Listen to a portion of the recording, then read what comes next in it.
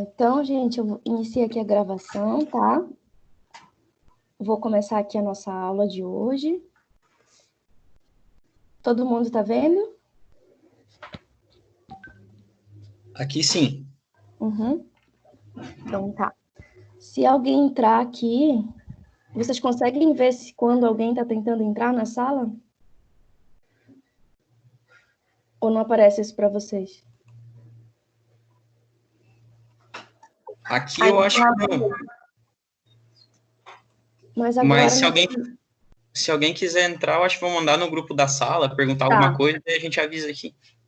Então tá bom. Então vamos lá na nossa aula e aí qualquer coisa vocês me avisam. Se acontecer alguma coisa, se alguém precisar entrar. O que eu pensei hoje, tá, gente? Eu pensei assim, vamos continuar um pouco com o conteúdo. Vou falar para vocês sobre a aula 7 de hoje. E aí, no final, eu vou mostrar para vocês, eu vou fazer uma breve revisão para a nossa prova do dia 8, tá? Aí eu acho que depois, quem sabe, a gente faz um pequeno intervalo assim, de 10 minutos entre a revisão, né, e a aula, tá? Talvez admitir aqui o Matheus. Tá. Então, gente, o que a gente viu semana passada? Na semana passada a gente conversou sobre noções básicas de dieta e a gente falou basicamente de vacas em lactação, né, de manejo pós-parto. E eu até passei para vocês uma questão no AVA, né, que perguntava assim sobre como que a gente deve fazer os cuidados no manejo ali no pós-parto, né, quais são os principais, principalmente com relação a você os cuidados da dieta, né? Isso na revisão a gente vai voltar a falar disso, mas aqui a questão era basicamente sobre a gente fazer esse equilíbrio, né? Da questão do concentrado e do volumoso, esse era o foco da questão, né? Que a gente depois volta lá na revisão. Aí, gente, hoje, para começar ali, eu vou dar uma pequena revisão, né, um pequeno reforço sobre o que a gente vem conversando, acrescentando algumas coisas sobre dieta de vaca leiteira, né. Basicamente, acho que vocês já pegaram essa mensagem aqui, né, mas eu trouxe isso para caso alguém tenha ficado com alguma dúvida, né, mas quando a gente pensa numa dieta, a gente sempre vai pensar nessa conta aqui, né, que a dieta do animal, né, da vaca leiteira, ela vai ser sempre, a quantidade sempre vai ser, geralmente, né? Claro que depende do sistema que eu estou criando esses animais. Se é um sistema que eu estou deixando os animais dentro de um freestyle, se é um sistema a pasto, isso depois a gente vai também estudar sobre sistemas. Mas a maioria dos animais, tanto a pasto, e principalmente, né, no caso nos confinamentos, eles vão receber sempre uma quantidade de concentrado e volumoso. Então, a dieta é o concentrado e o volumoso. E aí, o que vai mudar, né, nessas dietas vai ser o quê? Vai ser as proporções do que eu estou acrescentando, né? Quanto de concentrado eu estou dando, quanto de volumoso. E dentro dessa conta que a gente faz concentrado e volumoso, né? Concentrado é ração, volumoso forragem, né?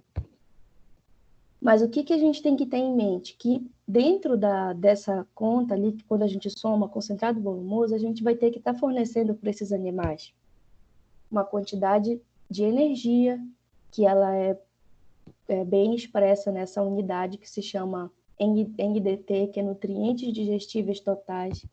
Então, você tem que estar fornecendo nessa mistura, você tem que colocar a energia, proteína, prover minerais e vitaminas. As vitaminas dependem muito de qual que é o sistema, né? E, por exemplo para vocês aqui, quando a gente está usando muita questão de silagem, né, de milho ou outros tipos de silagem, geralmente o processamento de ensilagem ele faz perder algumas vitaminas, principalmente a vitamina A.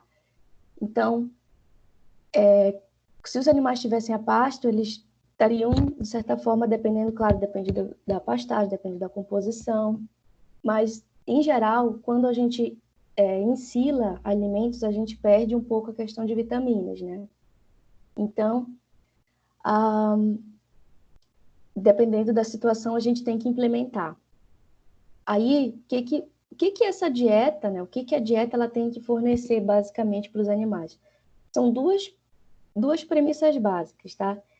A gente precisa fornecer energia, tanto a energia que os animais vão precisar para se manter, que é energia de mantença. Então, qual que é a energia que ele vai, o gasto calórico, né, que ele vai ter para andar, para fazer as suas atividades, para produzir, de respiração, de locomoção, de mecanismo fisiológico, né? Então, existe um gasto de energia para isso. E depois, quando a gente atende a essa energia de mantença, aí sim a gente pode pensar em suprir a energia de lactação, que é a energia que os animais vão direcionar para a produção de leite, né? Então, dependendo do animal, uma vaca de alto potencial, ela vai precisar de quê?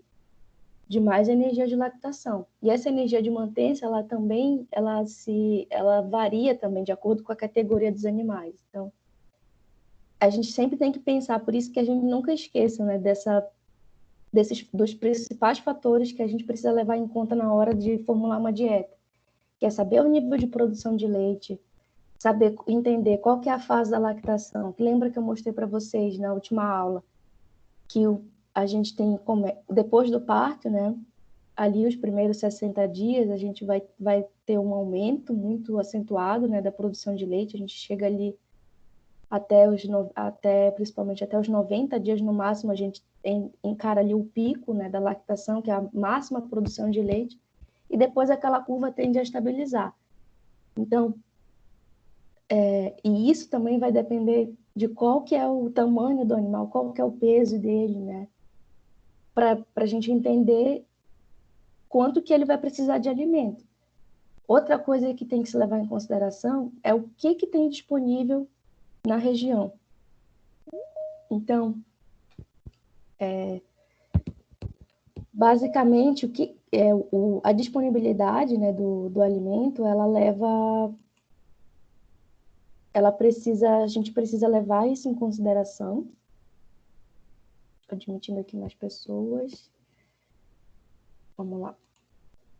E, então, para poder entender, né, qual que é a pastagem que é mais comum de ter no verão, por exemplo, a pastagem que é comum de ter no verão na região de vocês é muito diferente da pastagem do resto do Brasil, do central do Brasil, do norte. Então, tudo isso que a gente tem que entender qual é que é a disponibilidade de alimentos e, além disso, para a gente poder tentar formular uma dieta, a gente tem que conhecer também, é importante que a gente conheça quanto que cada alimento é composto nutricionalmente. Porque só aí a gente vai ter mais segurança para poder fornecer uma dieta que atenda mais especificamente essa questão dos animais. Então, assim, imagine assim, para cada categoria, para cada peso de animais, né, eles vão precisar, eu vou precisar de tantos gramas de NDT para poder fornecer, para poder me manter. Eu vou precisar de tantos gramas de proteína para manter. Então, tudo isso vai alterando conforme essas principais características aqui, tá? E aí, existe uma regra que o pessoal fala bastante, que é entre a gente entender que a proporção de concentrado volumoso, tem essa regra geral, tem gente que extrapola um pouco, mas como se é assim, seria que você tem que, do 100% da dieta que você dá, 60% você pode colocar em proporção de concentrado, no máximo, e 40% de volumoso. Vamos entender depois um pouco mais isso. Por exemplo, gente, tem essa... Eu coloco para vocês aqui uma recomendação geral, né? Que aqui, isso aqui vocês podem... Tem muita... Ela não tá... Essa recomendação geral, o que a gente tem que observar aqui? Que ela não obedece, por exemplo, a questão de peso dos animais, né? A questão da fase da lactação. Essa recomendação, ela é guiada pela seguinte premissa: quanto maior a produção de leite, maior a concentração que aquele animal vai precisar de energia. Então, mais concentrado eu vou conseguir colocar. Então, tem essa proporção, que até 14 quilos de leite por dia, no máximo de 30% a 35% da dieta total vai ser em concentrado. Aí vocês vão observando aqui, né? E quanto mais a gente aumenta essa produção de leite, mais vai aumentar a inclusão de concentrado. Só que aqui, qual que é o cuidado que tem que ter? Essa premissa aqui é como se fosse assim: se você não faz nenhum tipo de controle, assim, que seja mais específico, conhecendo mais a questão da lactação dos animais, quanto que o animal está produzindo de gordura no leite e tudo mais, e você pode utilizar isso aqui de uma forma mais simples, que é o seguinte: vai ganhar mais concentrado quem produz mais. Então, seria obedecer isso aqui, mas é uma regra simples que não vai, por exemplo, estar atendendo a questão. A gente não tem noção aqui se a gente está atendendo realmente a quantidade de energia que o animal precisa, para determinado peso, para determinada produção, se o animal está produzindo mais gordura no leite. Então, esse aqui é geral, antes fazer esse aqui do que fazer nada, entendeu? Seria essa que é a regra mais simples que tem. Mas, como a gente precisa entender como atender fazer essa dieta de uma forma mais específica, o que é interessante? É interessante a gente entender, né, que dentre dos animais, nós temos diferentes categorias. Dentro dessas categorias, a gente tem diferentes necessidades. Então, eu coloquei para vocês aqui as 4 principais categorias que vai ter, né, quando a gente fala em vacas, né? A gente tem período seco da vaca, que o animal vai ter uma determinada demanda de energia, né? Que vai ser menor do que, por exemplo, a do início da lactação. Que no início da lactação ele vai precisar de mais energia, porque ele tem ali a súbita produção de leite acontecendo. Comparado, por exemplo, com uma vaca que já está no meio da lactação, a quantidade de energia que esse animal precisa já vai ser menor. E aí, no final da lactação também, né? Então, essa aqui é uma coisa bem básica para vocês entenderem. Outra coisa, gente, quando eu falo, semana passada eu falei para vocês sobre o NRC, né? Que é aquele sistema de avaliação de alimento que ele faz ele estima, né, quanto que o animal vai precisar em questão em nível de energia, de proteína, de todos os nutrientes, conforme a necessidade deles. Então, eu trouxe aqui um exemplo para vocês, né, de como dividindo os animais em categorias no início da lactação, no meio da lactação e no final da lactação, né? Que seria o NRC, né, que ele é esse sistema, ele vai fazer justamente a gente vai ter assim, temos um animal aqui, por exemplo, no início da lactação pesando 500 quilos, aí a gente sabe mais ou menos qual que é a condição corporal dele. E ele está produzindo, a ideia é produzir, em média, 25 quilos, aí com tanto de gordura, com tanto de proteína. Então, ele estima para a gente, né? Isso aqui foram feitos muitos estudos, né? Com formulações e experimentos, né? Que a gente consegue ver entender por que a gente precisa dessa tabela, né? Por que a gente precisa desse NRC? Que ele vai dar para nós a quantidade de energia, quanto que o animal precisa de energia, de proteína na dieta, de uma forma mais precisa para atender a necessidade daquela categoria. Então, a quantidade de energia, de proteína que uma vaca vai precisar no início da lactação, ela vai ser diferente de quando ela está no meio da lactação e quando ela está no final.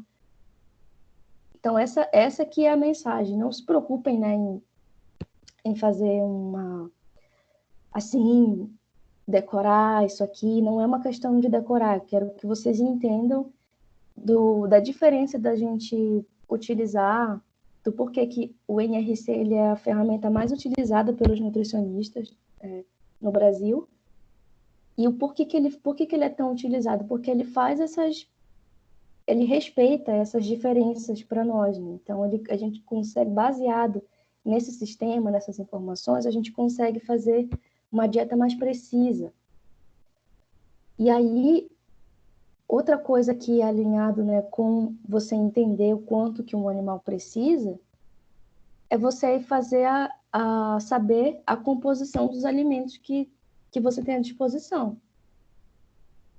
Então, por exemplo, aqui, vamos fazer uma comparação entre aqui a silagem de milho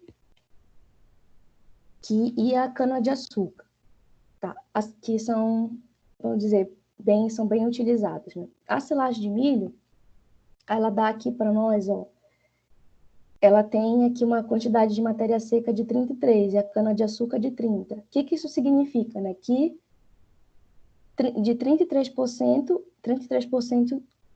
da silagem de milho é questão de nutrientes e o restante para 100, né, vai ser a água que tem no alimento. E aqui a cana-de-açúcar tem 30. Com relação aqui, diferenciando o nível de quanto tem de energia, né, que é o nutriente digestíveis totais, a gente compara aqui a silagem de milho, por exemplo, aqui nessa composição, nessa tabela, tem 69, a cana-de-açúcar tem 65, até que elas não se perdem tanto, né, não está tão distinta a questão de energia, de nível de energia. Aí qual que vai ser uma diferença muito gritante que a gente tem aqui quando a gente pensa na composição de proteína que o animal precisa, né? Se a gente for comparar a quantidade de proteína bruta, a porcentagem de proteína bruta que tem por matéria seca na silagem de milho, com a cana-de-açúcar, a gente vê aqui o quanto que a cana-de-açúcar ela é pobre, por exemplo, em proteína bruta, né? Então, se eu estou utilizando por exemplo, se eu estou utilizando a cana-de-açúcar como o meu volumoso, e eu estou vendo aqui que a cana-de-açúcar ela me fornece baixa proteína, o que é a ideia? Eu vou complementar essa proteína. Então, vou precisar adicionar, ou eu vou utilizar, geralmente, o que o pessoal mais utiliza é cana-de-açúcar com ureia, que a ureia ela é um composto não nitrogenado, né, que ela dá esse suporte proteico para a dieta.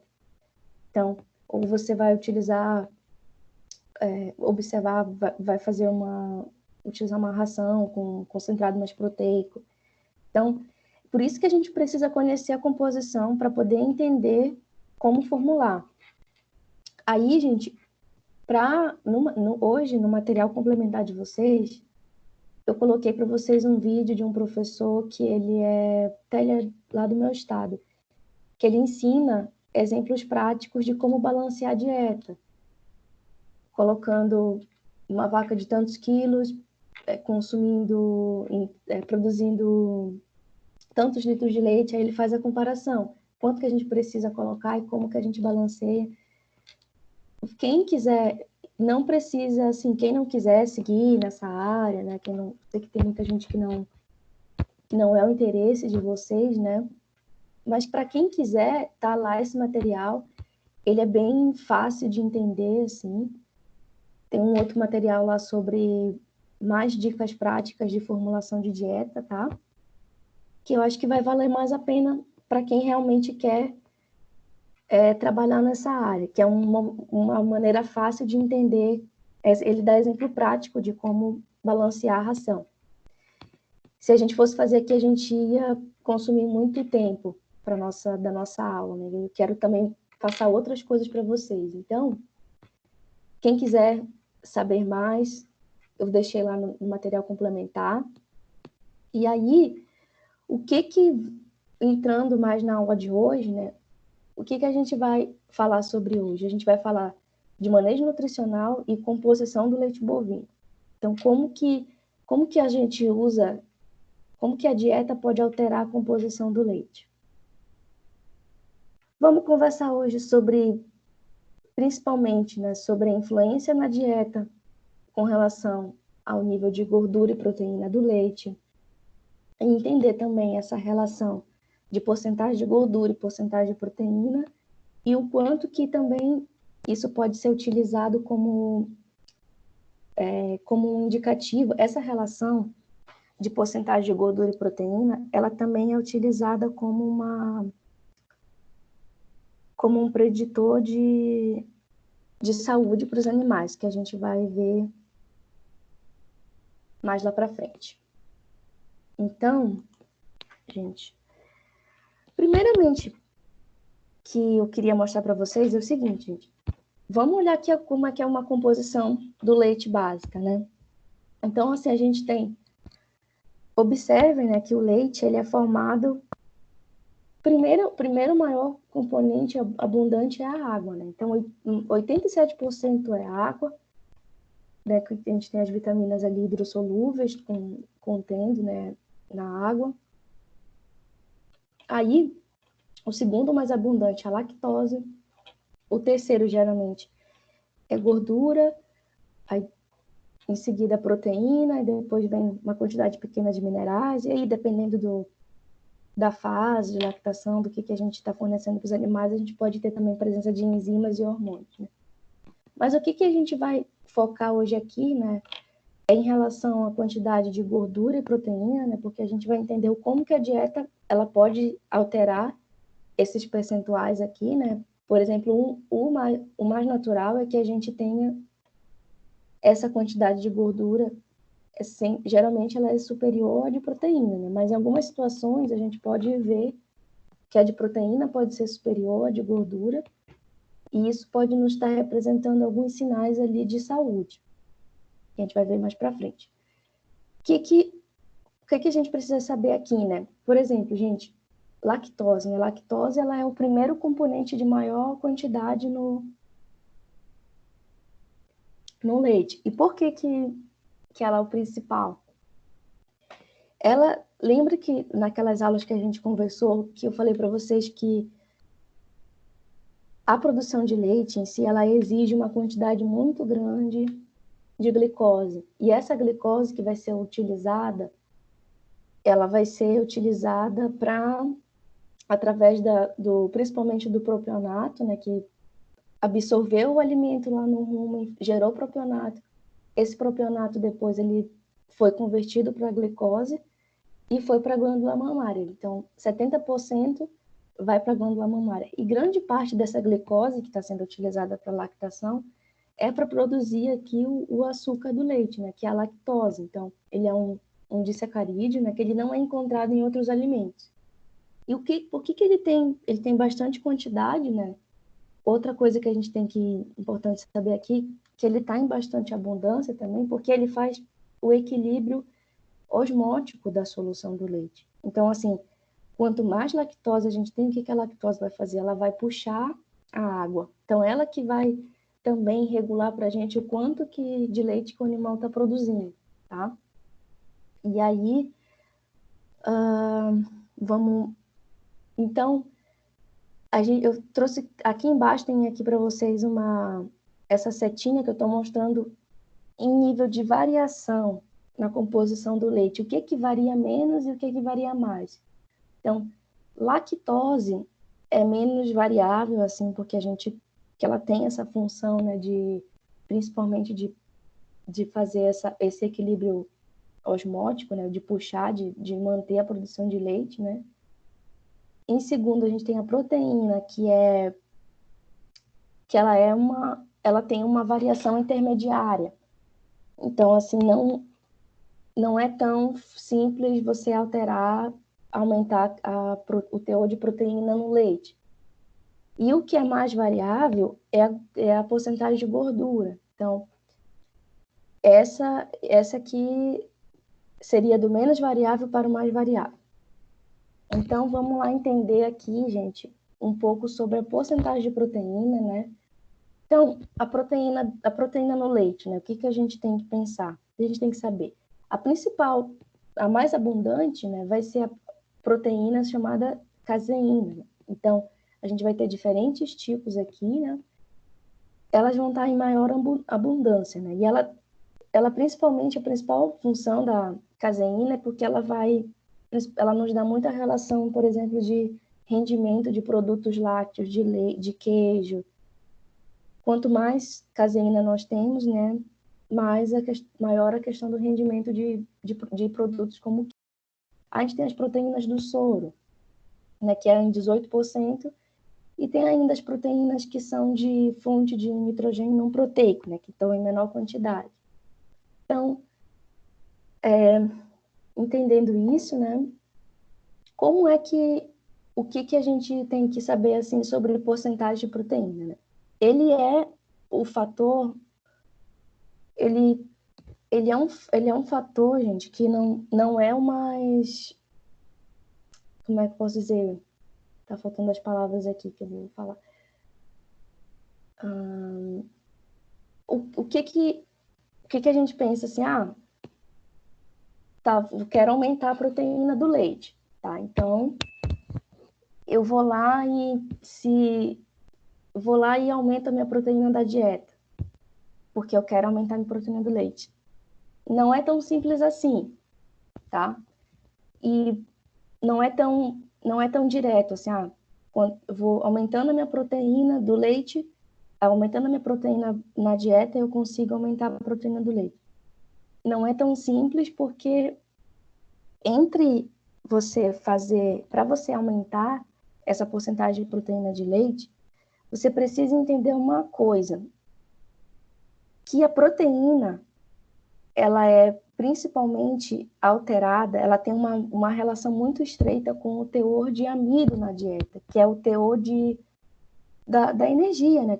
Que é principalmente o que a gente mais utiliza é o milho. Então, a gente vai entender um pouco mais sobre essa relação. Então, geralmente, não é só você colocar mais proteína, você precisa também fornecer amido, mais amido para você tentar alterar a porcentagem de proteína do leite, né? E qual é a importância desse amido? É que assim, a gente precisa quando está chegando ali no rumo, nós estamos precisando de uma quantidade, a gente precisa tanto da energia do amido chegando junto, quanto que a gente precisa da proteína no mesmo momento ali, quando chega no ambiente ruminal. Porque essa proteína, como é que essa proteína vai ser utilizada no rumo?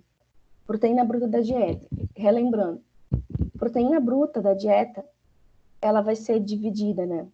Uma parte vai ser metabolizada no rumen e a outra parte vai ser metabolizada, vai passar, não vai ser metabolizada no rumen e vai ser metabolizada no intestino. Então, a parte que é metabolizada no rumen, o que ela vai fazer? Ela vai formar proteína microbiana. E essa proteína microbiana, posteriormente, ela também vai para o intestino para ela ser metabolizada para o organismo utilizar e também para a produção de leite. Então, só que para a gente formar proteína microbiana, a gente precisa também de energia. Então, por isso que a gente não basta você só colocar proteína. Outra coisa, gente, quando a gente pensa, né, na questão do amido.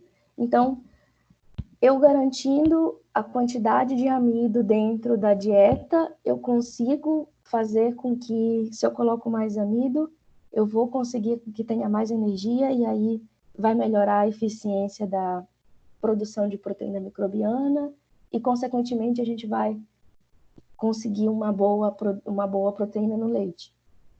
Não necessariamente. Existe algo aqui que a gente precisa entender quando a gente pensa sobre o amido, né? Que principalmente aqui que a gente está pensando é no milho, né? Que ele é o principal utilizado. Então, não sei se vocês já se depararam com aquela situação, que vocês já viram aquelas fezes de animais num determinado local, na fazenda, que a gente olha ali uma grande quantidade de milho, né? Que até às vezes sai ele meio inteiro nas fezes.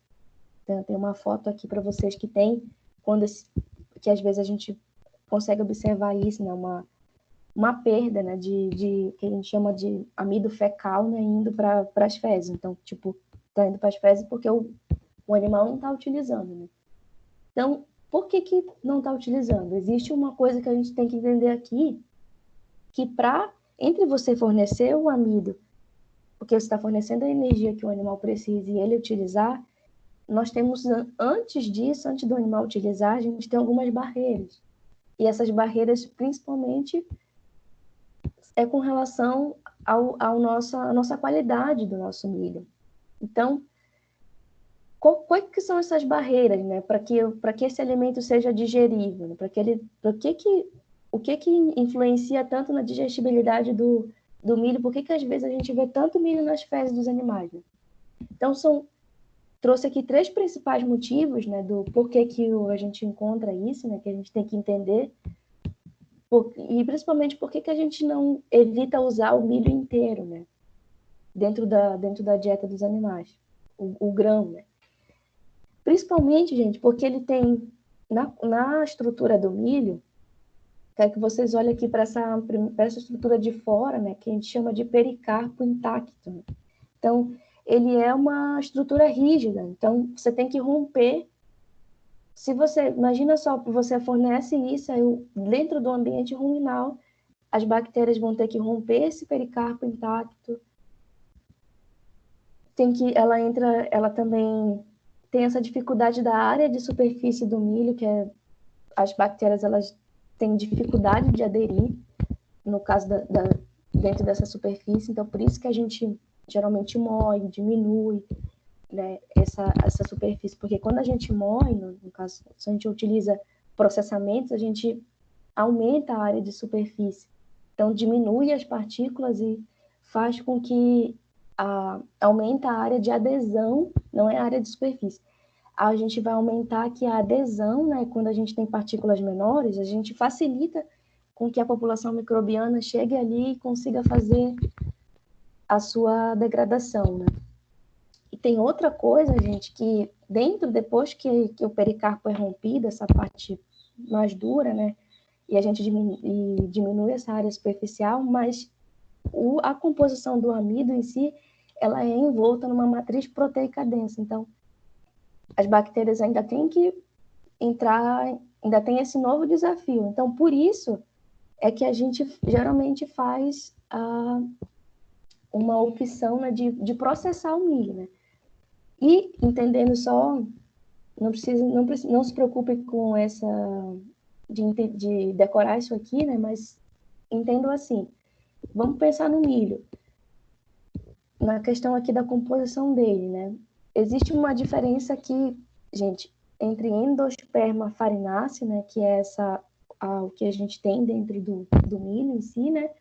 E o endosperma vítreo. O que é a diferença disso? Endosperma farináceo é aquela parte mole, né? Que ele é mais assim, ele tem mais umidade, então ele é mais facilmente digerível. E endosperma vítreo é um milho que é muito... quando a gente sempre tem esses 2 elementos dentro do milho, né? Só que em algumas diferentes tipos de milho, a gente vai ter... O que vai mudar? A porcentagem que vai ter. Tem um milho que ele vai ter mais endosperma farináceo, então ele tem mais parte que é facilmente digerível, que é mais mole.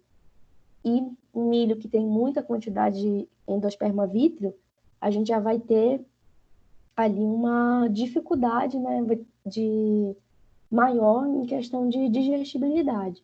Então, assim, se a gente for comparar, por exemplo, o milho que a gente tem aqui no Brasil, né, com o milho que se utiliza nos Estados Unidos, a gente tem muito essa diferença, que lá nos Estados Unidos, o milho que eles utilizam, eles têm uma grande quantidade desse endosperma farináceo, então ele é mais digestível, né?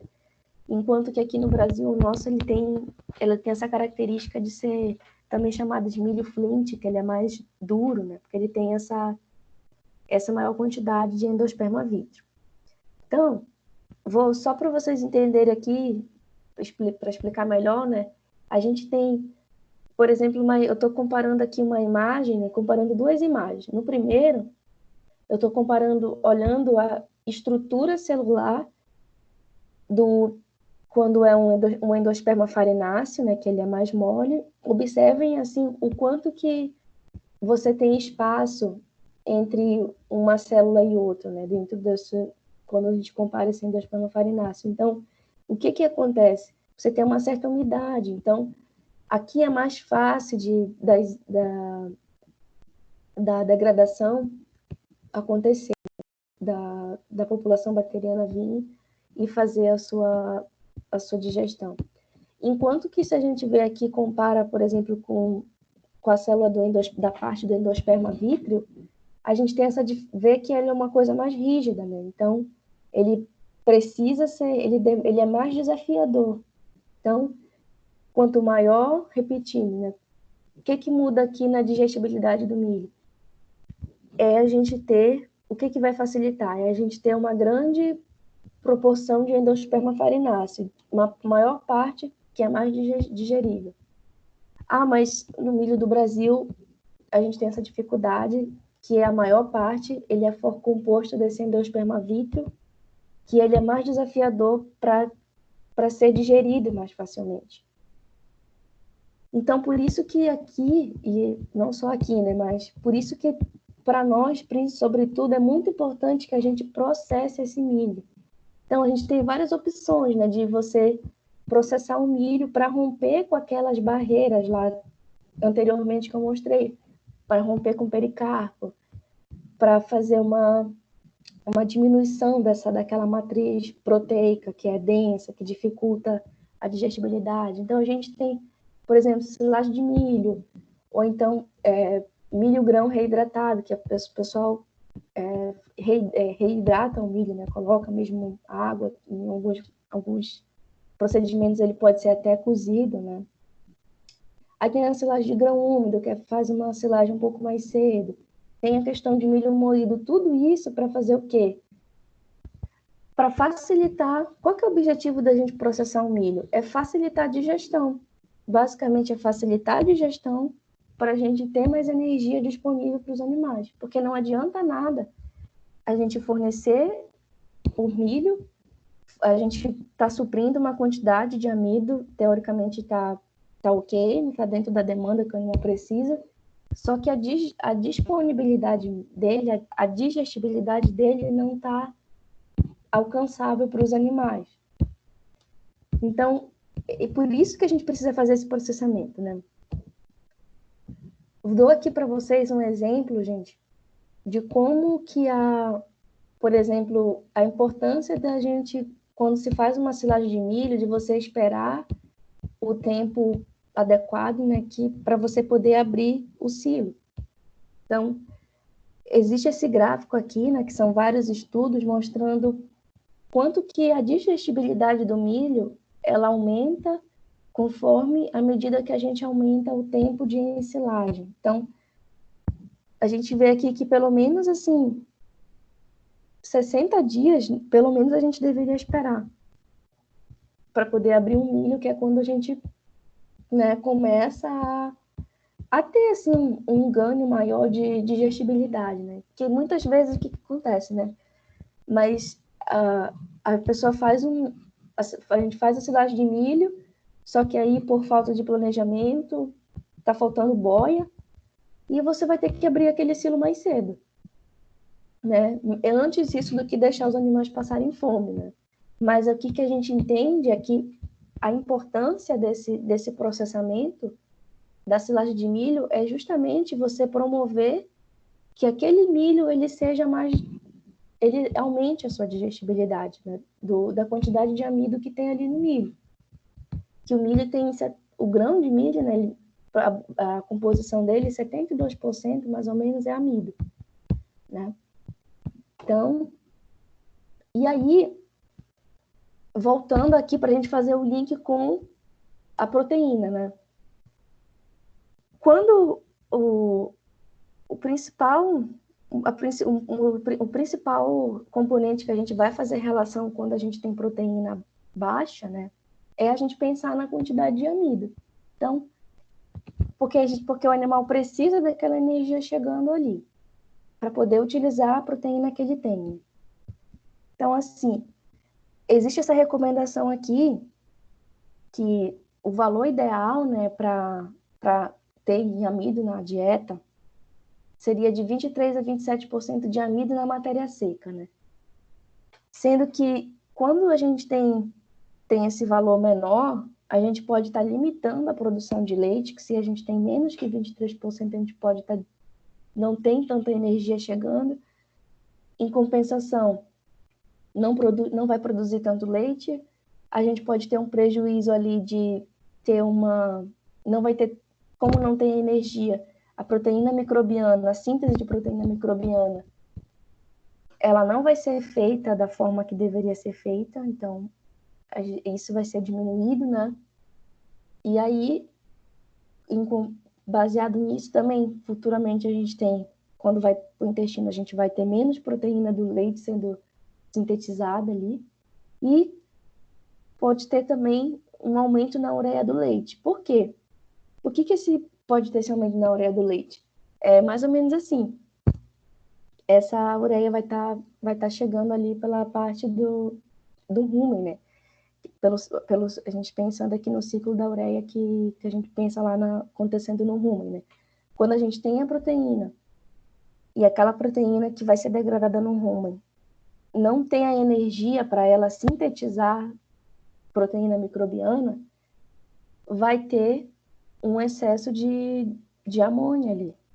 Então, e ela vai ser convertida, né, em ureia, e isso pode passar vai primeiro para a urina, né, mas quando tem muita quantidade, isso também acaba indo para o leite, que aí a gente pode medir o nível dessa ureia no leite.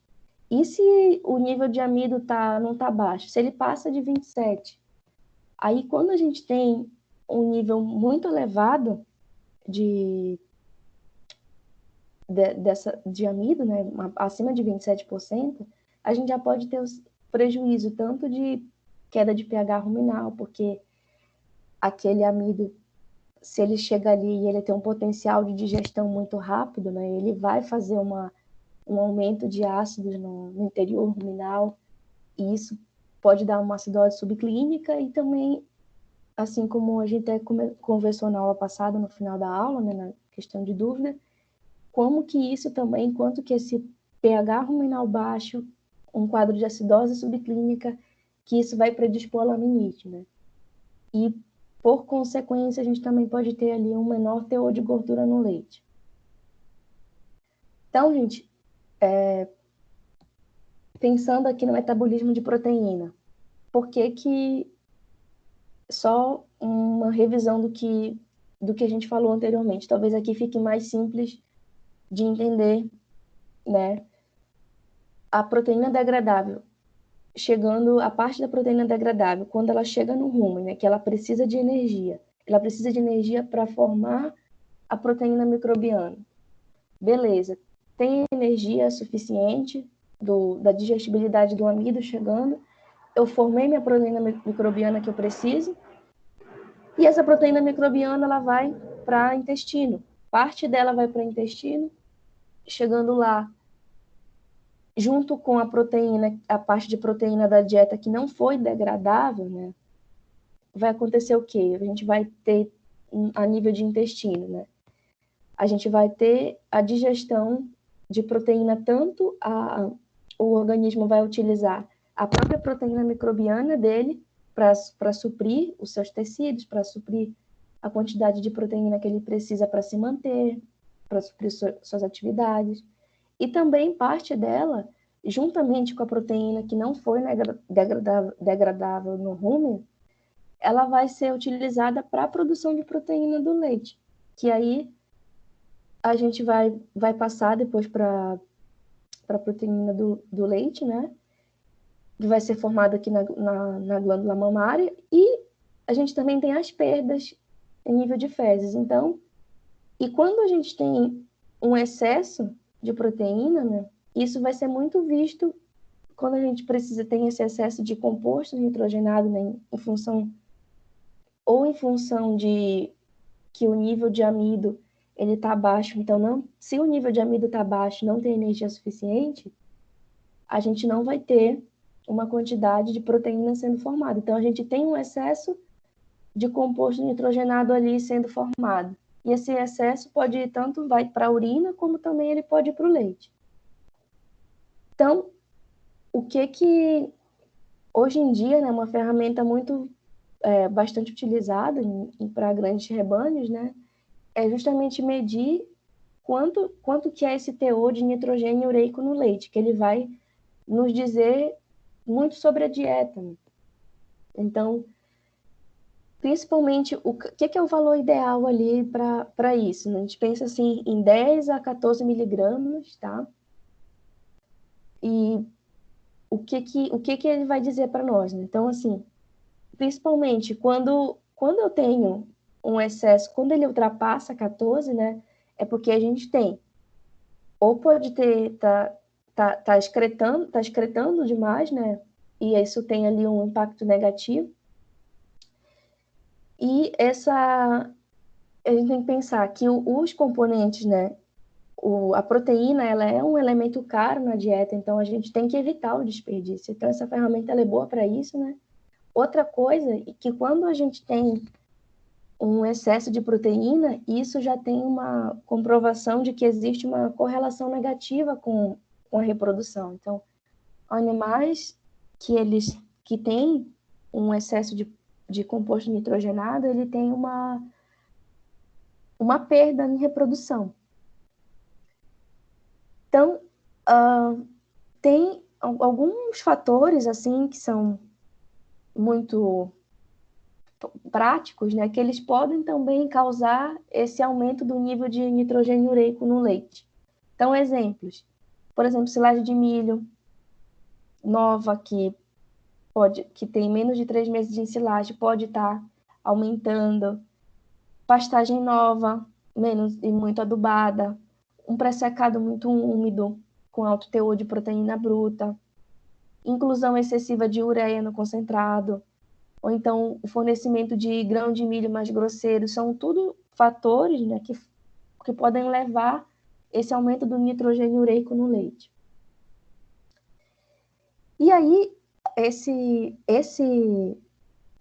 teor de nitrogênio ureico no leite, ele pode nos dizer, assim, muita coisa, né? Então, quando ela está baixa, por exemplo, né, a gente tem que ver primeiro, se tá faltando proteína na dieta, porque pode ser essa possibilidade. Mas se a proteína na dieta ela tá ok, né? A gente pode pensar, então, se eu tenho a proteína, então pode ser que eu esteja precisando de colocar amido. Então, tem essa outra possibilidade, né? Quando a proteína do leite está baixa, esse nitrogênio ureico do leite tá certo, porque ele está na quantidade ali de 10 a 14, isso pode nos indicar que está faltando amido na dieta. Então, e os níveis a gente tem que sempre analisar. Quais são os níveis de ótimos para amido, né? De uma maneira geral, de uma forma geral, entre 23 e 27. Mas isso aqui, por que entre 23 e 27? Porque vai depender de qual que é o nível de produção do animal. Alguma dúvida sobre a proteína, gente? Para eu poder passar para a gordura? Alguém quer fazer tem alguma coisa aqui que não entendeu?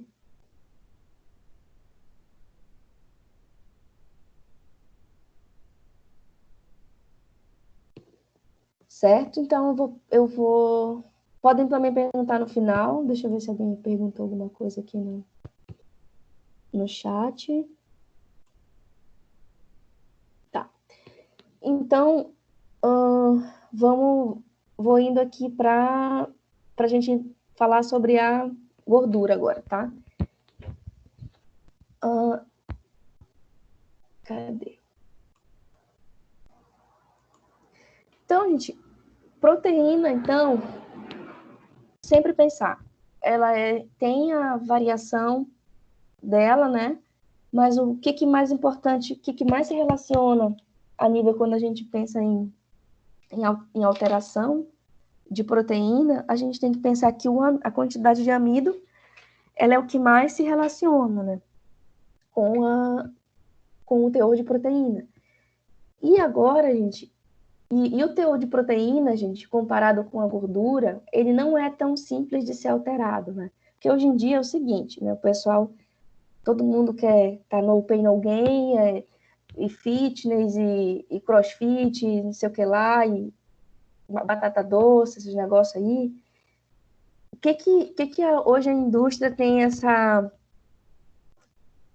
Anteriormente, né, assim, anteriormente não, a gordura, a porcentagem de gordura, ela é um dos fatores mais importantes para rendimento, né, de produto, para a indústria.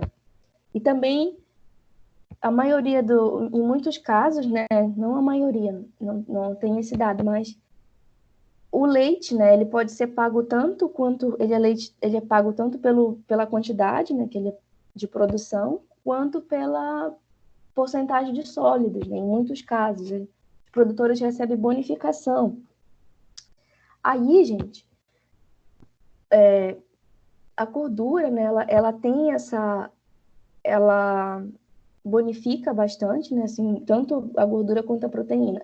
Para o consumidor, vamos pensar assim, a nível do leite, da composição dele e a expectativa do consumidor. Hoje em dia, devido a essa onda aí de pessoal fitness e tudo mais, né, e as pessoas precisam de proteína, né, existe, né, um pessoal que toma aquele whey protein, né, por exemplo, que eles utilizam muito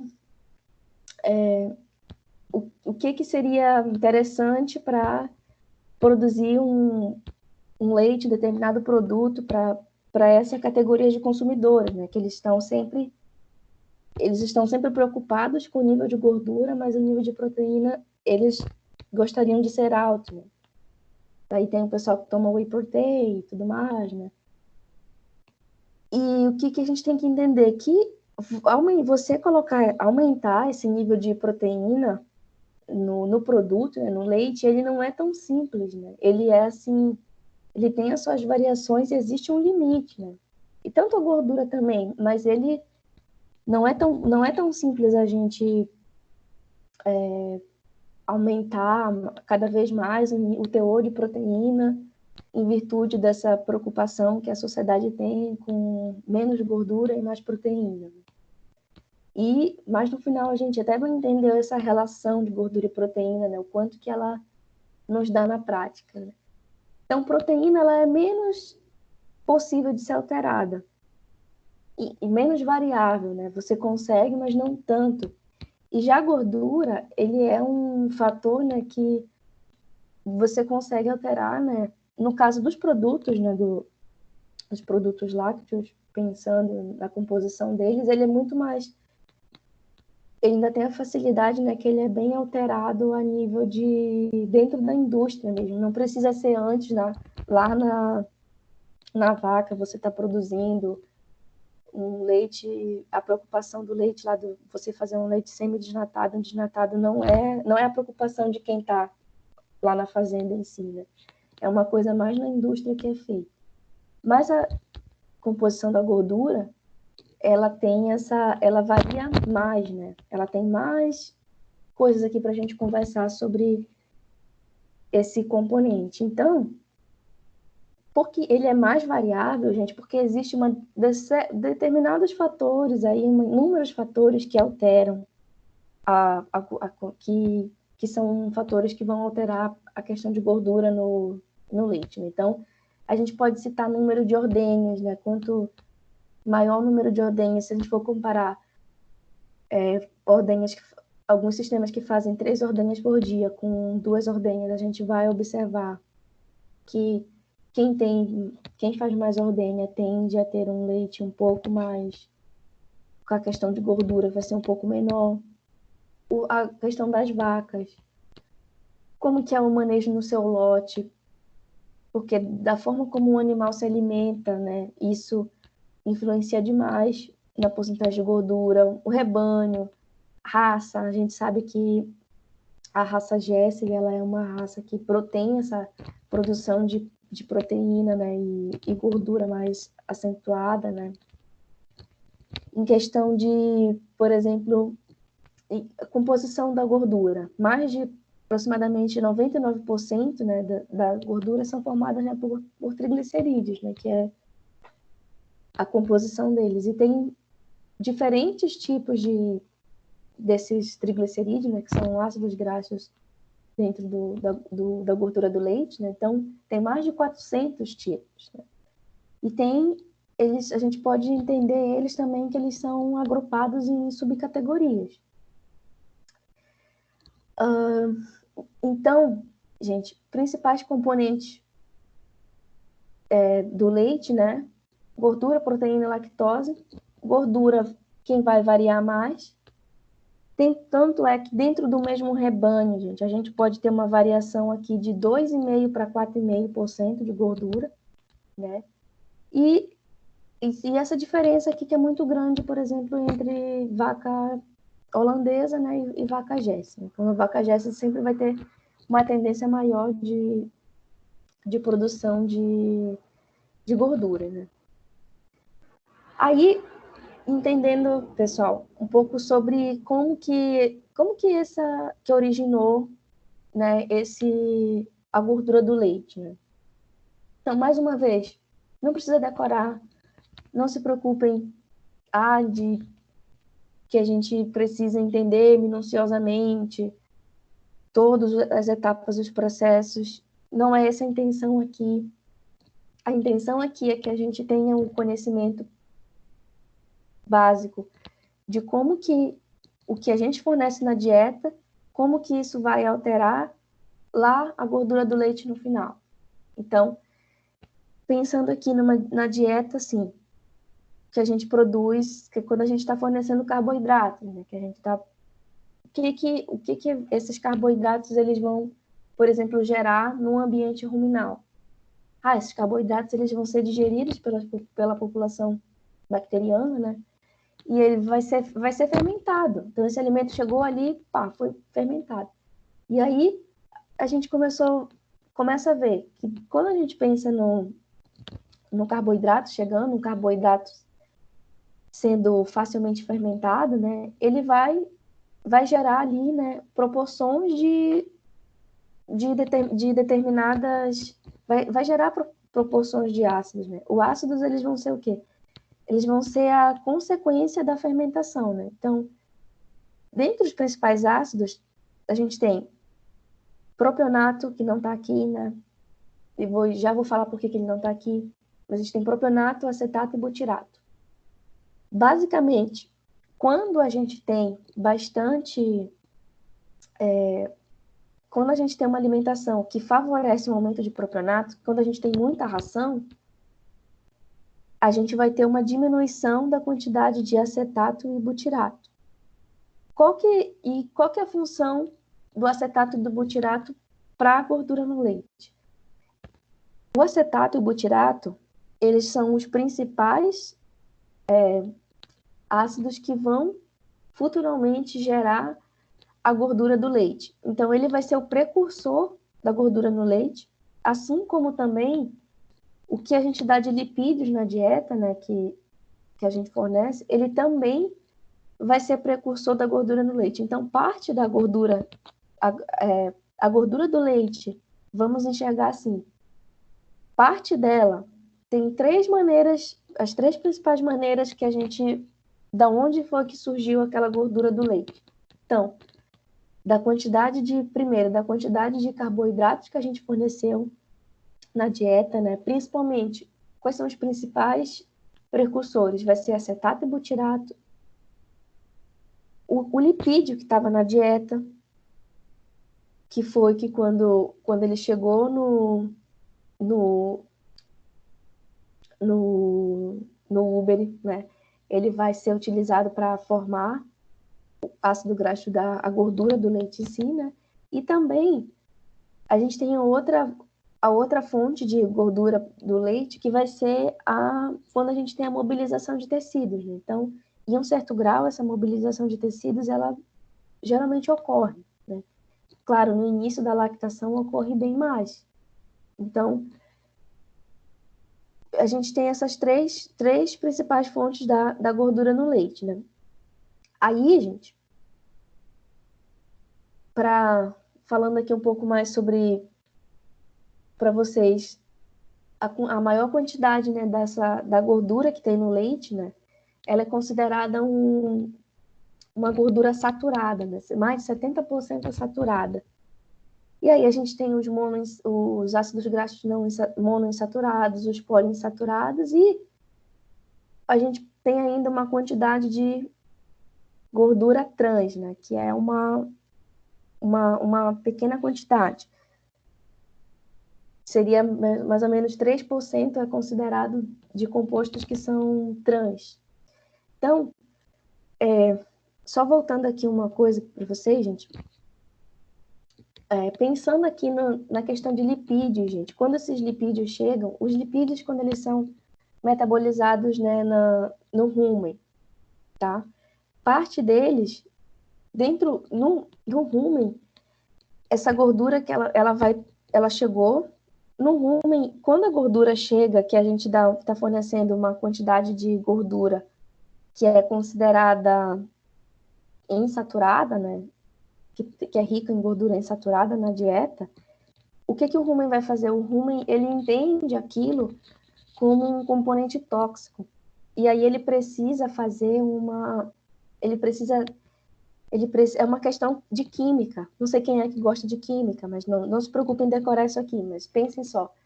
Se eu estou fornecendo, por exemplo, uma quantidade grande de lipídio, e esse lipídio a gente tem gordura insaturada, quando ele chega no rumen, o rumen ele entende assim, nossa, isso aqui pode me causar toxicidade, então eu preciso estabilizar essas moléculas de gordura.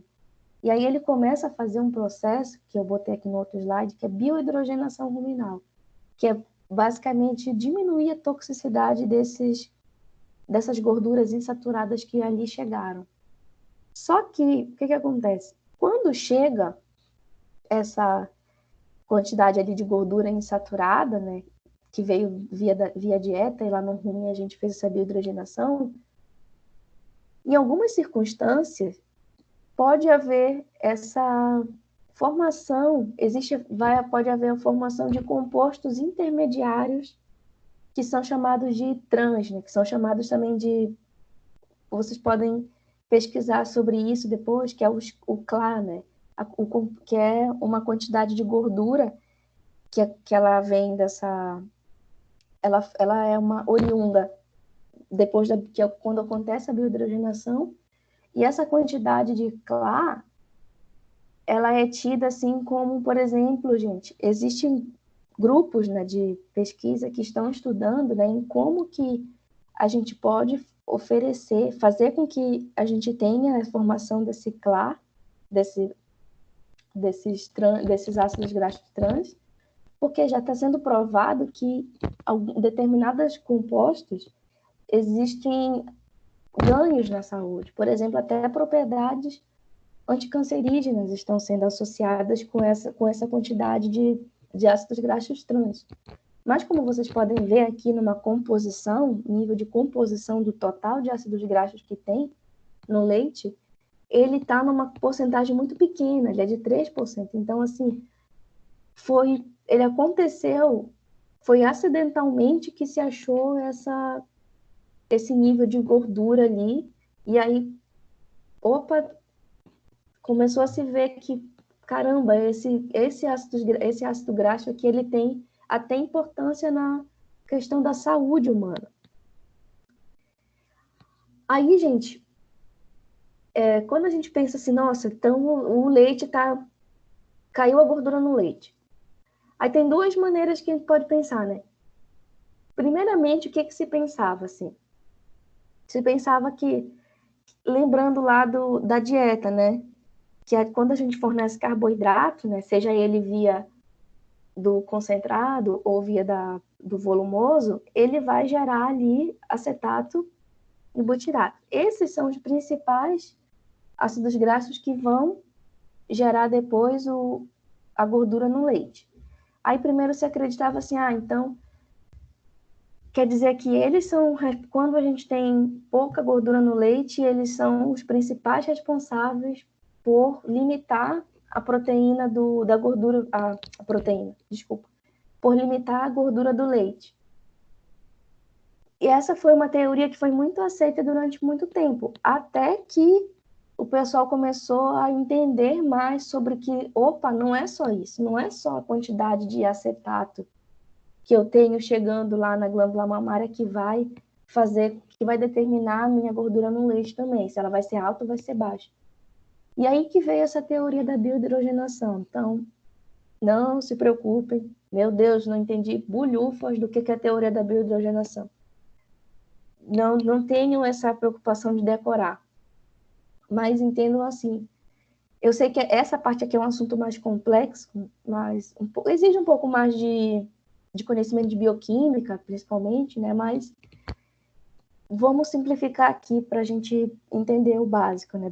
Depois, quem quiser, e aí tem muitos locais para se estudar o que é essa teoria de biohidrogenação, né? Mas essa é uma outra teoria de como que pode explicar quando a gente tem a baixa gordura no leite. E essa teoria de biohidrogenação é justamente aquele mecanismo que o rumen vai fazer, que ele precisa, quando ele recebe uma quantidade de gordura insaturada na dieta, e ele precisa fazer o quê? Ele precisa estabilizar aquela gordura.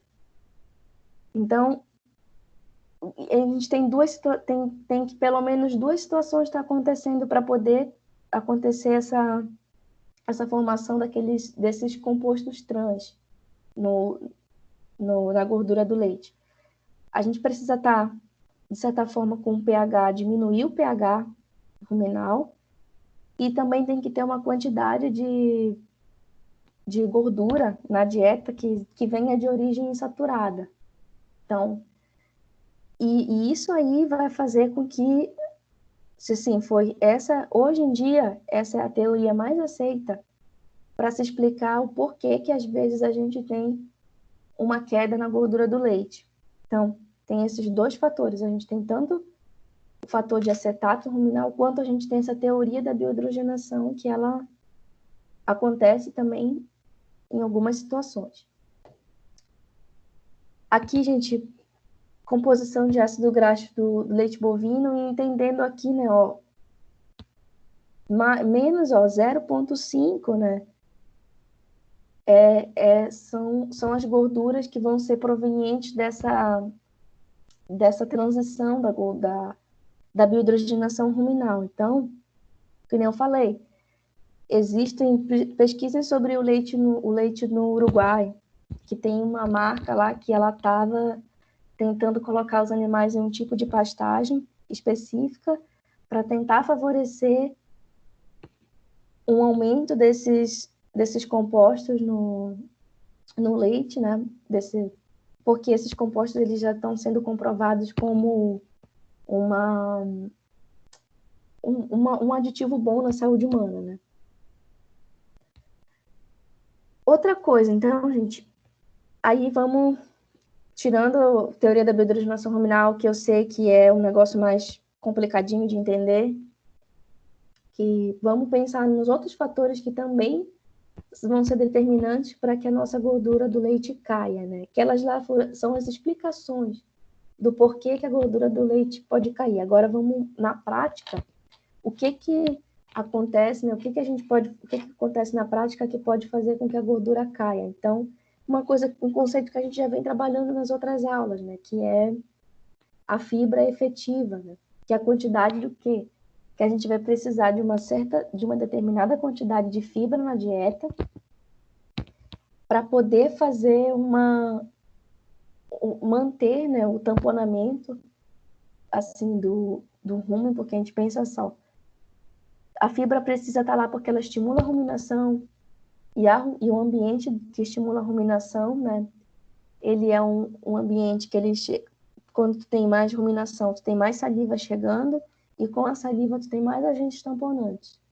E esse pH ótimo, né, que é gira em torno ali de 6, né, para você ter esse pH que favoreça, né, a porcentagem de gordura no leite, que vai ser em torno de 3,4%, a gente precisa ter pelo menos 22% de matéria seca, né, para efetiva dentro da dieta. Então, quando a gente não tem esse nível, né, vendo aqui nesse gráfico, né, se a gente tem um nível de fibra efetiva abaixo de 22, a tendência é que diminua o tamponamento e com isso a gente acaba diminuindo a porcentagem de gordura no leite. Outra coisa, não é só manter, além de você ter a quantidade de fibra, né, de 22% de matéria seca na dieta, existe outra coisa, que você precisa se preocupar com o tamanho da partícula que está chegando ali. Então, existe essa medida de avaliação que é chamada de pain state, que ela também é bem utilizada por nutricionistas, né, no mundo inteiro, assim. O objetivo dela é você ver qual que é o tamanho da partícula da sua dieta, porque pensa só, não adianta, né, você ter os extremos. Então, assim, você pode ter a quantidade de 22% na dieta, mas, por exemplo, se essa quantidade está num tamanho muito pequeno, a maioria da dieta está em partícula muito pequena, ela não vai fazer o estímulo da ruminação e, por consequência, a gente não vai ter também ali a salivação chegando e isso não vai ser efetivo, né, para manter esse ótimo ambiente ruminal. Então, a outra coisa também é que se você vai para o extremo e tem ali partículas muito grandes, muito grosseiras, né, ele também, além de prejudicar o consumo, os animais eles podem começar a fazer seleção. Então, assim, quando está fornecendo uma dieta, né, e aí você tem uma dieta que está, por exemplo, um pouco seca, e você tem pedaços muito grandes, né, de partícula, o animal ele vai começar a ingerir menos aquele. Então, pode ter esse erro aqui também. Então, o que tem que pensar quando a gente pensa em gordura? Aqui. Quando a gordura está baixa, a gente tem que primeiro checa o nível de gordura, checa o nível de fibra, tá? Checa também a questão dos amidos, porque amido muito alto, ele vai fazer o quê? Ele vai desfavorecer o ambiente ruminal e com isso a gente vai ter também um prejuízo em gordura. Ou a gente pode ter as duas coisas, a gente pode ter tanto uma quantidade de fibra que não está eficiente, né, que não está efetiva, quanto a gente tem também um nível de amido muito alto. Aí, outra coisa aqui, gente, gordura e proteína, elas são, de certa forma, antagônicas, tá? Então, assim, geralmente quando a gente facilita, porque lembra só, quando a gente pensa em aumentar em aumentar o nível de proteína, né, se a proteína está baixa, a gente pensa, né, então vamos fornecer mais amido, que maior quantidade de amido pode elevar que a minha proteína, se ele não estiver balanceado. Só que ao mesmo tempo, quando a gente aumenta o amido, a gente também torna aquele ambiente ruminal menos eficiente a gente torna um ambiente aqui menos eficiente para fornecer a gente torna o ambiente menos eficiente para fornecer para ser o precursor de gordura também no leite, tá? Aí, gente, então, assim, algumas práticas, né, que a gente entende, assim, sobre como que o manejo como que o manejo nutricional, ele pode aumentar, favorecer, né, e mudar a composição do leite. Então, algum exemplo aqui, né? Não precisa pensar em todos aqui, decorar, mas vamos se preocupar com entender, né? Toda vez que a gente, né, propicia, né, um aumento de forragem e diminuição de grãos, a gente tem o que? Um ótimo ambiente ruminal. Então, o ótimo ambiente ruminal, ele vai favorecer aqui, ó, ele pode fazer o quê? Ele pode favorecer a produção de gordura, mas em compensação ele pode ter um prejuízo tanto, né, quando você fornece menos grão, menos, menos energia, a gente pode estar diminuindo um pouco do potencial de produção de leite, porque está chegando menos energia, e com isso também a quantidade de proteína, né? Em compensação, quando a gente pensa em otimizar grãos na dieta, fornecer mais energia, a gente pode ter um prejuízo em gordura. A gente produz mais leite, produz mais proteína, mas também a gente pode diminuir a produção de gordura. Por isso que a gente entende que a produção quando a gente entende que mexer na dieta, quando a gente mexe em dieta que tende a favorecer a proteína, a gente pode estar prejudicando a nossa percentagem de gordura, porque a estrutura, né, as condições que vão favorecer a maior quantidade de proteína, ela é antagônica com a condição que vai fornecer a maior quantidade de gordura. Então, o aumento, né, de uma maneira geral, quando a gente aumenta carboidrato não estrutural, que é facilmente digerido, que é muita energia, a gente está pode estar garantindo maior produção de leite, maior produção de nível de proteína, mas em compensação, nível de gordura, a gente pode perder um pouco.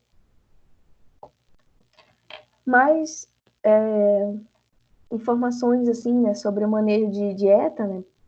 Por exemplo, quando a gente tem a proteína aqui, vou dar um exemplo aqui, proteína não degradável, quando a gente está fornecendo uma certa quantidade de proteína não degradável no rumen, tá? E aí a gente tem mais o quê? A gente pode estar garantindo, porque essa proteína não degradável, lembra que se ela não vai ser degradável no rumen, então ela vai ser, a gente vai otimizar, toda vez que a gente pensa em fornecer proteína não degradável no rumen, ou proteína protegida, proteína bypass, que é tipo no rumen ela passa inerte. A gente pensa em estar fornecendo mais fonte de proteína que vai ser utilizada diretamente via intestinal para suprir a produção de leite. Então, com isso a gente pode tanto incrementar a produção de leite, quanto também aumentar a porcentagem de proteína na dieta. Mas isso para o efeito de gordura não tem muito. Assim como se você fornecer aminoácidos limitantes também. Ele também não vai me causar nenhum prejuízo em questão de porcentagem de proteína. Tem uma prática, que é a prática, que é uma prática que é dieta total, né? Que é aquele fornecer num misturador todos os ingredientes que os animais precisam. De uma maneira geral, isso tem sido visto como uma medida que incrementa os três juntos, que é tanto a produção de leite, quanto propicia a quantidade de proteína, quanto a quantidade de gordura. Que aí isso faz com que os animais se alimentem de forma mais homogênea de todos os componentes. Então, isso acaba tendo um equilíbrio e aí a gente não desfavorece ninguém, né? Então, são algumas situações aqui, como a gente entende, né? Situações que vão favorecer a maior produção de proteína, geralmente elas tendem a ser um aspecto negativo ou inerte na produção de gordura. O que a gente tem que entender, gente, sobre relação gordura-proteína, né? Que a gordura, em geral, ela tá sempre ali 3,4, né? Vamos supor, é um nível de gordura ali que é básico comum, né? E proteína, a gente pega e divide quantidade de gordura, teor de gordura pela quantidade de proteína. Esse número dessa divisão, ele pode ser um indicativo de saúde para a gente. Por quê? Porque, por exemplo, gente, pensem só, se a quantidade de gordura, ela tá sempre um pouco mais elevada, né? Quando a gente divide, então, pela proteína, geralmente o ideal é que ela dê em torno de 1, né? Aí ela pode dar até 1,10. Em raça que tem mais gordura, né? Que são as gessas, até girolando também tem mais gordura, né? Os animais zebuínos, eles têm uma tendência também de produzir um pouco de um leite mais gordo. Então, por isso que o girolão vai ter um pouco mais de gordura também. Ele vai ser em torno de essa divisão entre gordura e proteína, vai ser um pouco maior, pode ser 1,20. Se essa quantidade, tá, gente? Se ela for menor do que 1, ou seja, se a gordura a gente tiver em menor proporção da proteína, a gente pode ser um indicativo de que os animais estão tendo um quadro de acidose subclínica. E aí isso, para nós, mais para frente, pode favorecer problemas de casco, né, problemas de laminite. A outra maneira da gente utilizar essa relação é, por exemplo, se ao invés da gente ter uma relação, se a gente tem essa relação, essa divisão entre teor de gordura e teor de proteína, se ele for maior do que 1,4, então o que isso vai significar? Vai significar um excesso de gordura chegando ali no leite, né? Então, e o que isso indica para nós? Isso está indicando, gente, uma possível cetose subclínica, onde a gente vê aqui animais, né, que precisam quando a gente tem muita mobilização de gordura para poder gerar a energia para a lactação, né, para a produção de leite, essas gorduras também, elas caem também na glândula mamária e aumenta esse teor. Então, existe tanto a gente, menor que 1, acidose subclínica, e o subclínico é aquela condição que a gente não vê ainda, né? Mas o problema, as consequências estão ali, porque sempre um animal subclínico, ele vai produzir menos do que o esperado, né? E se essa relação for maior de 1,4, ela pode ser ali a questão de cetose subclínica, né? Então, gente, por aqui quero que vocês podem fazer perguntas agora dessa aula de hoje, né? Fiquem à vontade, que eu volto aqui para vocês explicação, se precisar. Eu já tenho alguma dúvida aqui para ler. E aí, tem uma dúvida aqui, se reduz o pH ruminal, a biohidrogenação e reduz a gordura do leite. Não entendi uma coisa, deixa eu entender a pergunta aqui. Não. Então, vocês não conseguem mandar áudio pelo chat, gente? Deixa eu olhar se eu tenho que permitir.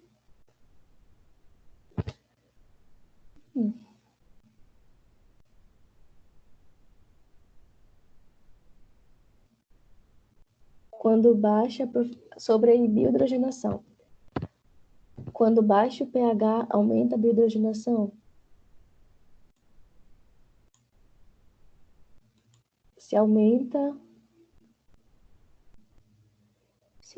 diminui a gordura do leite? Sim. Deixa eu ter mais uma pergunta aqui e aí eu explico, eu volto lá. reduz o pH ruminal, aumenta a biohidrogenação. Isso, gente. Vou voltar lá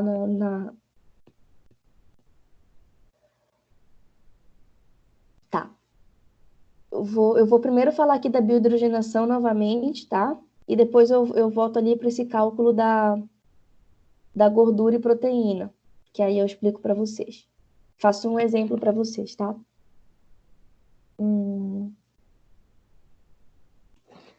Vamos lá voltar na biohidrogenação.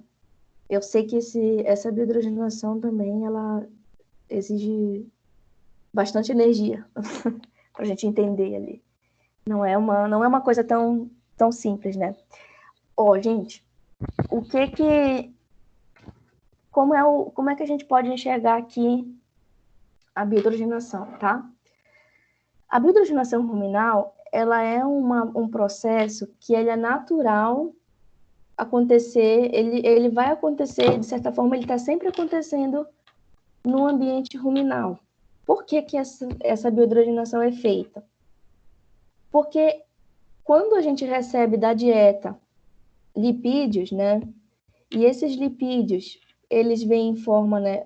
Esses lipídios, eles geralmente são de alimentos, né? Não de alimentos vegetais, né? Então, a gordura dos alimentos vegetais, elas tendem a ser, né? Tem de tudo. Tem alguns alimentos que vão favorecer aqui a questão de gordura insaturada, como de gordura saturada. Mas, pensando aqui que essa gordura de origem vegetal vem, né? A gente tem aqui e quando ela chega no rumen, pensa só, a gente tem as gorduras chegando ali no rumen, e quando essa gordura, gente, ela vem no formato de gordura insaturada, que é aquela, para quem gosta de química, é aquele composto de... O que é a gordura insaturada, né? A gente pensa naquela cadeia de ácido graxo, e a gente pensa que ela tem aquela dupla, sabe aquela dupla ligação, que quando a gente tem gordura de cadeia insaturada tem o quê? Tem na sua composição ligações duplas entre os carbonos ali, né? E aí, o que a gente precisa? Essa dupla ligação, o fato dessa gordura estar em dupla ligação e chegar ali no rumen, ela faz com que o corpo do animal, ele entende isso como sendo um possível composto tóxico para ele. Então, o que ele vai fazer? Opa, eu preciso saturar essa gordura, porque a gordura insaturada pode me representar uma perda, né? Pode me representar uma ameaça. Então, eu saturo a gordura, e nessa forma que eu saturo, nessa maneira de saturar a gordura, né? O que eu faço? Eu coloco, como era dupla ligação, aí eu vou quebrar a dupla ligação ali e vou colocar hidrogênio para que a molécula fique mais estável.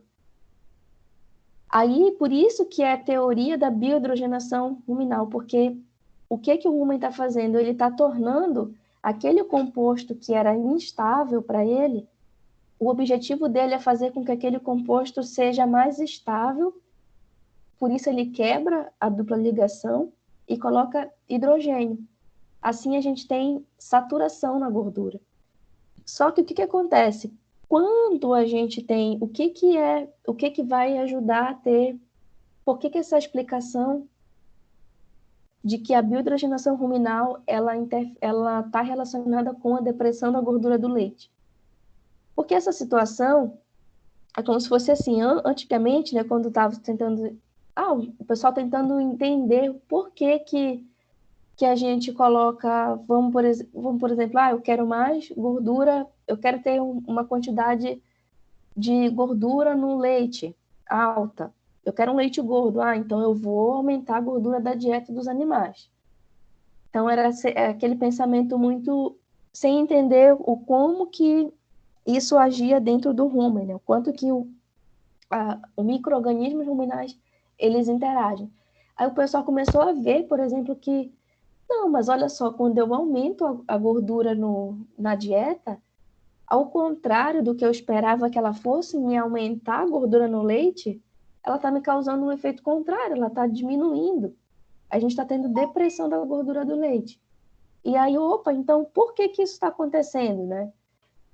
Então a gente aconteceu que por isso que foi postulada essa teoria da biohidrogenação, né? Então o que significa? Que a biohidrogenação, de uma certa forma, ela sempre está ocorrendo quando a gente tem gordura insaturada dentro do rumen, só que quando a gente fornece uma quantidade de lipídios ali que ultrapassa essa quantidade de gordura dentro da dieta, assim, e o rumen precisa fazer bastante biohidrogenação, isso vai fazer duas coisas, né? Isso vai atrapalhar no sentido, assim, isso altera o ambiente ruminal no sentido de baixar o pH ruminal, como também esse composto, né? Ele começa a fazer mais biohidrogenação para que eu quebre mais, para que eu deixe mais essas moléculas mais estáveis, né? E com isso, a gente vai ter quando ele começa a formar, né? Porque assim, entre ele receber a gordura insaturada e saturar, existem os intermediários que são gerados. E esses intermediários é que são a formação desses CLA, que é aquele composto que surgiu acidentalmente, né, que ele é mais ou menos, pode estar em 3% até, né, da dieta, da composição do leite, né?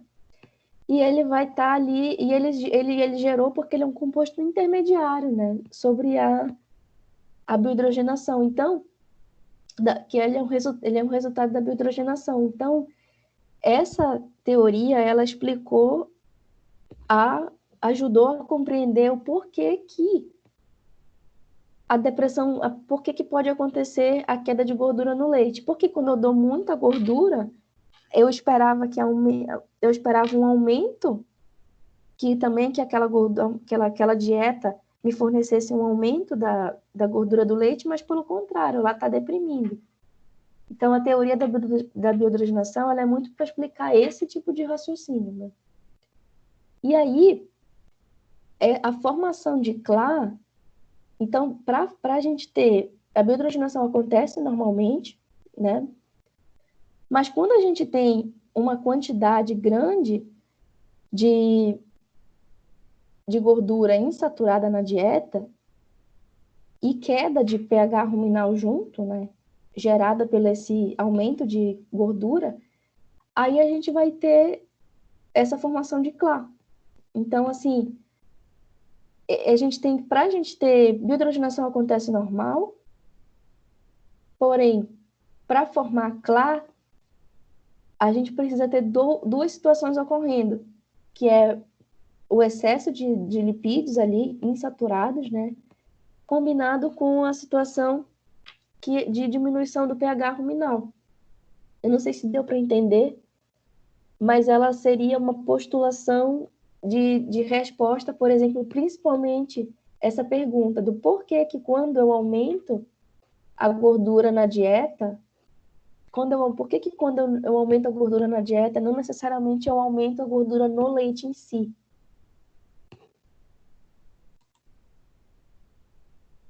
Não sei se ficou bem claro. Agora vou responder aqui outra pergunta, né? O cálculo de gordura e proteína. Vamos dar um exemplo aqui da composição, tá? Vamos voltar aqui. Composição. Opa. Cadê? Ó, gente, o cálculo é o seguinte. Quer ver? Peguem aqui, dividam 3,5, né, por 3,2. Que é essa porcentagem aqui. Tu divide... Essa aqui seria o teoricamente normal do leite, né? A gordura sempre mais elevada que a proteína. Então, aí você dividindo percentual de gordura dividido pela proteína, né? Você vai ter ali 3,5 dividido por 3,2 vai dar mais que 1, né? Então, vai dar entre 1 ponto, acho que é 1,09, uma coisa assim, quase 1,10. E aí,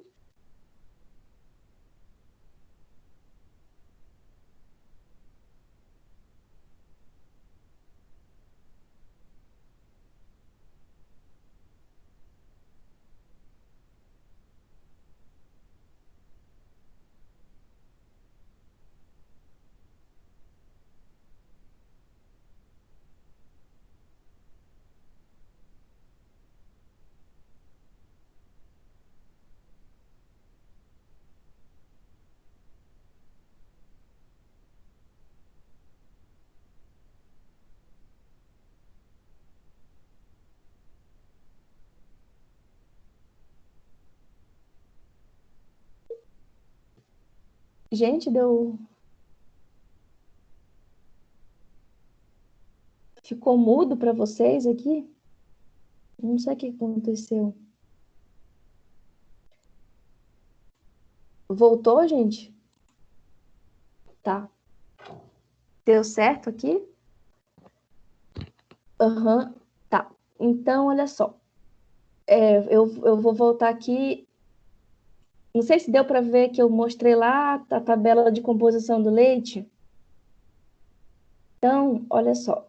Pega aqui a composição do leite. Divide gordura por proteína, tá? E aí a gente vai ter o quê? A gente vai ter 3,5 dividido por 3,2. A gente vai ter um valor maior que 1, né? Vai ter 1,0 alguma coisa, quase 1,10. Aí a gente pega isso aqui e vai olhar assim, que se for maior que 1, se for menor que 1, significa que o percentual de gordura está menor. Se o percentual de gordura está menor do que o de proteína, isso pode estar indicando para a gente que o animal tem um quadro de acidose, né, subclínica. Por outro lado, se essa relação, se essa divisão der um valor superior a 1,4, isso já pode estar indicando que a gente tem o quê? Opa, um excesso de gordura ali no leite, né? E esse excesso de gordura, ele pode estar chegando via mobilização dos tecidos. Então, por isso que isso pode estar indicando para nós que o animal está entrando num caso de cetose subclínica. Então, seria essa que é a relação. Deu para entender, gente, aqui?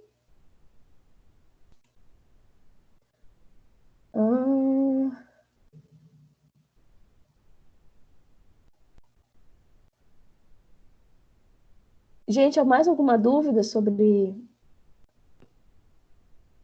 os assuntos de hoje? Alguém quer fazer mais alguma pergunta? Não sei se ficou clara a teoria ali da biohidrogenação para vocês. Gente, eu vou dar uma sugestão, tá? Para vocês, eu não sei o que vocês acham. Eu tinha falado hoje para a gente fazer revisão, né, sobre o conteúdo, mas eu estou vendo que ficou muito densa a aula de hoje e eu acho que não vai ser muito proveitoso a gente fazer a revisão hoje. Vocês topariam que a gente fizesse essa revisão num outro momento? Eu posso colocar para vocês, pode nem precisa ser no momento da nossa aula, tá? Pode ser que a nossa prova é dia 8, semana que vem a gente não tem aula, que é feriado, né? Aí, eu posso colocar para vocês 3 sugestões de dia, para que a gente possa fazer essa revisão. O que vocês acham? O que vocês me dizem? Talvez seja mais proveitoso do que a gente fazer hoje. Pode ser? O CLA irá para o leite, no caso. Sim, Matheus, o CLA, ele sempre, como eu mostrei aqui, ele sempre vai ter ali, ele tem não sempre, ele tem ali uma porcentagem pequena, né, de CLA no leite. E o que, como eu falei para vocês, tem os estudos, né, do Uruguai tentando otimizar, sabe, são animais em determinados tipos de pastagem. Eu sei que a soja, ela tem determinados, eu não sei qual que é bem o produto da soja que estimula nessa maior gordura insaturada que pode originar mais CLA no leite. Mas sei que no Uruguai, eu vou até pesquisar e depois eu posso mandar para vocês. Como é que eles estão manejando isso para ter esse aumento de CLA no leite, né? Deixa eu ver se tem mais alguma pergunta aqui para vocês. Tá, gente, então, deixa eu ver como é que eu vou salvar aqui essa gravação.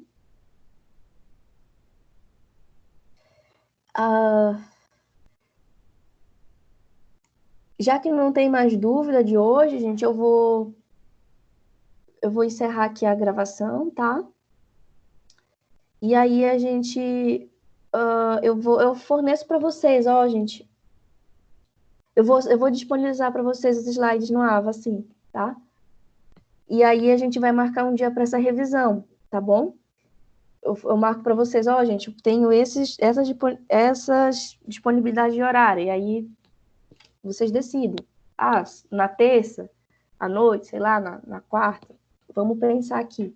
Já que semana que vem a gente não tem aula, né?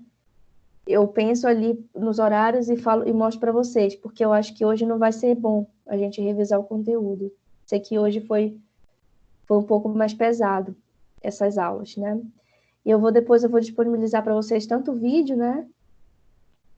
Então, gente, obrigada por quem estava aqui presente. E vamos conversando. Qualquer coisa eu estou à disposição para tirar dúvida também, via WhatsApp ou por aqui, por e-mail. Eu só preciso entender aqui como é que eu vou salvar essa reunião. Um abraço para vocês, fiquem bem e se cuidem.